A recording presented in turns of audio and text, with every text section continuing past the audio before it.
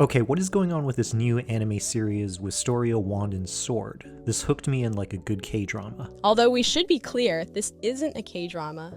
Aw, I'm really glad you like the show. Well, you recommended it, so I wanted to check it out. I'm blushing. We're having our K-drama moments. Okay, but back to the show. Do we have to? We should at least talk about what we like about the series. I mean, it's still early in the season and there are about 5 episodes or so at the time of this recording. I had no preconception of the series before I started watching it, but it's about Will Surfort, I think, who is a boy at a magic school, but he doesn't have any magical abilities. He gets by through his amazing physical abilities as a swordsman and a warrior. Ah, a classic underdog story. We always love an underdog. It's a great and easily accessible setup. We're cued to empathize with Will early on because we initially see him being bullied and mocked by other classmates. His main goal is to reunite with his childhood friend Alfaria, who has risen up the ranks and become one of the highest level magicians called Magia Vander. And there's also Colette, his school friend who always has his back. Ooh, love triangle. I got this vibe that Colette likes Will.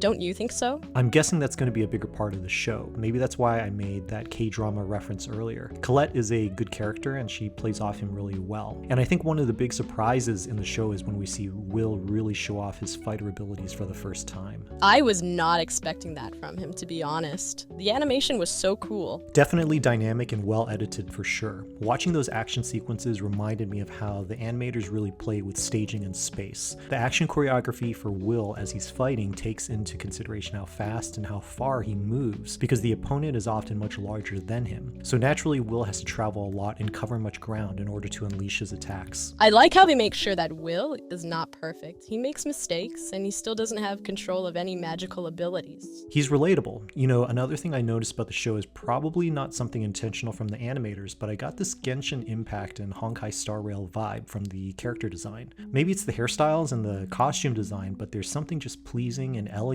with how these Wistoria characters look like, and the luxurious academic school setting probably helps too. I wonder if there's crossover with Genshin and Honkai fans with this show. I could see that happening easily.